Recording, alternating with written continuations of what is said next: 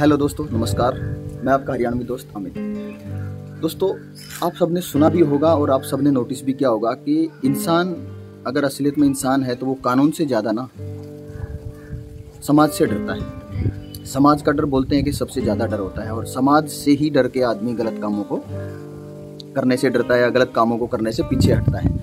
अगर कुछ ऐसा ही काम जिसमें समाज हमें अग्रसर करे या समाज हमें ऐसे काम करने के लिए प्रेरित करे अनजाने रूप में, तो सोचो कि कितनी बुरी हालत होगी उस मुद्दे की या कितनी बुरी हालत हो जाएगी उस सिचुएशन की कि आदमी को ऐसा डिसीजन लेना पड़े। दोस्तों, आज हम जिक्र करेंगे नहर में 2 दिन की एक छोटी सी बच्ची की लाश तो हम उसको क्या बोलेंगे, उस छोटी सी बच्ची को तैरते हुए पाया गया था। तैरते हुए भी नहीं पाया गया था, उसको पत्थर से बांधकर नहर में फेंक दिया गया था। तो हम इसमें सब लोगों ने स्टेटस डाले फेसबुक पे, यूट्यूब पे, सब ने लिखा save the girl child, save the girl child. सरकार तो ये कर ही रही है, हम सब लोग बोल तो रहे हैं, आज से थोड़ी बोल रहे हैं, सदियों से बोल रहे हैं कि save the girl child, save the girl child. तो ऐसा करने से या ऐसे नारे लगाने से हम सेव द गर्ल चाइल्ड को प्रमोट थोड़ी कर सकते हैं। इसको बचाने के लिए इन मुद्दों के ऊपर हमें ठहर के बात करनी होगी, सोचना होगा कि ये ऐसे मुद्दे उठते ही क्यों हैं, या सेव द गर्ल चाइल्ड को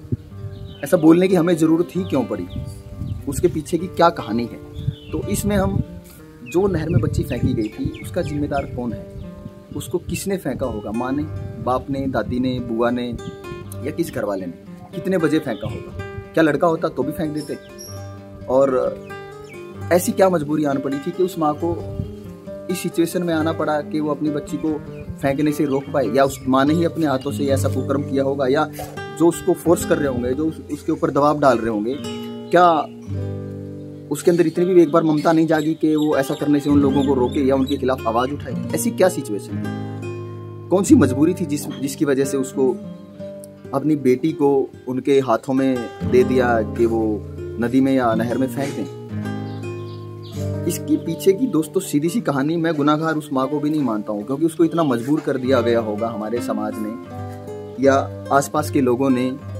जब घर में एक बेटी होती है दोस्तों, तो ऐसा कुछ नहीं है कि उसको लड़के के बराबर अधिकार मिले।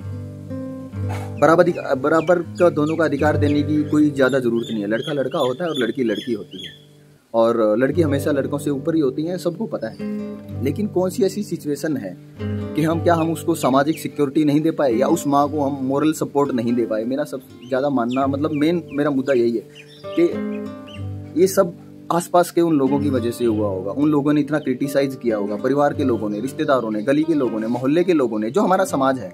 परिवार ही तो हमारा समाज है और समाज ही हमारा परिवार है। उन्होंने ही उसको इतना इस हद तक टॉर्चर कर दिया होगा कि वो अपनी औलाद को किसी दूसरे के हाथ में देने पे मजबूर हो गई फेंकने के लिए।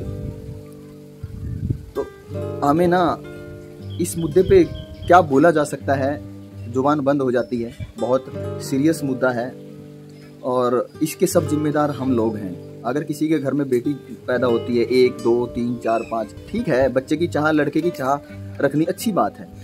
लेकिन अगर लड़के की चाह तुम्हें है तो फिर 7-8 बेटियों को भी पालने की तुम्हारे अंदर हिम्मत होनी चाहिए, या 7-8 बेटियों को पैदा करके समाज में मुंह दिखाने लायक, या तुम एक अच्छे पेरेंट्स, अच्छे परिवार वाले भी तुम्हें ही बन के दिखाना होगा ना।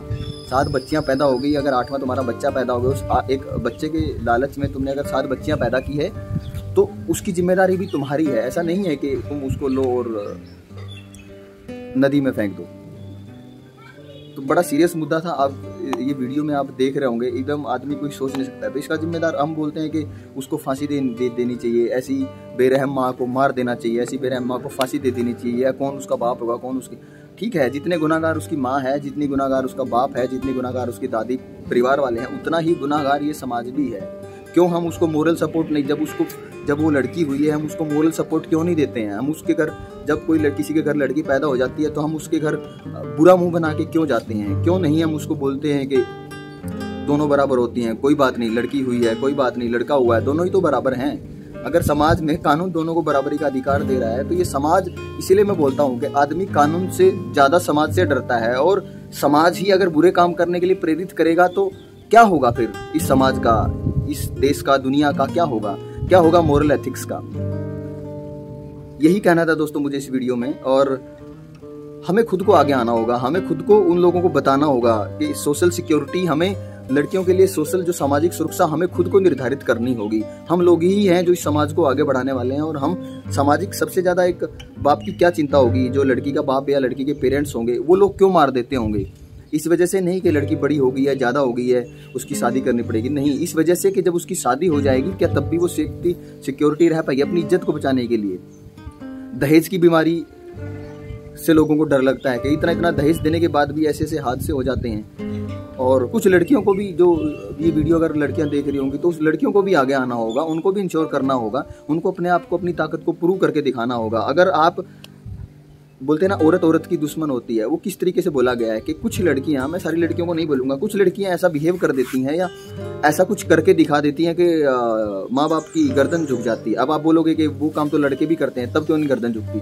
बिल्कुल झुकती है। जब लड़का गलत काम करता है तब भी बाप को बुरा लगता है, और जब लड़की बुरा काम करती है तब भी माँ बाप को बुरा लगता है। लेकिन बोलते हैं ना कि लालच, हर जगह मैं यही बोलता हूँ कि हर वीडियो में बोलता हूँ कि लालच बुरी बला है। उसमें एक लालच आ जाता है। लड़की को बोला जाता है कि पराया धन है। क्यों है वो पराया धन?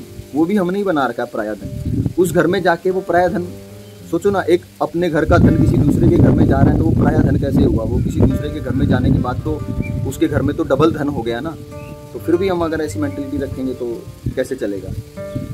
ठीक है दोस्तों, फिर मिलते हैं नेक्स्ट वीडियो में। तब तक के लिए नमस्कार, राम राम, जय हिंद। और आपको अगर ये टॉपिक और ये जो मेरे थॉट्स, जो मेरे विचार पसंद आए हों और आपको भी लगता हो कि हाँ इस केस में तो समाज गुनहगार है, तो इस वीडियो को शेयर करें ताकि उन लोगों तक पहुँचे। कुछ ऐसे लोग, एक आदमी तक भी अगर पहुँचेगा, अगर उसके भी दिमाग में कुछ विचार आते हैं तो हमारे इस वीडियो बनाने का पर्पज़ फुलफिल हो जाएगा। फिर मिलते हैं दोस्तों नेक्स्ट वीडियो में। तब तक के लिए नमस्कार, राम राम, जय हिंद।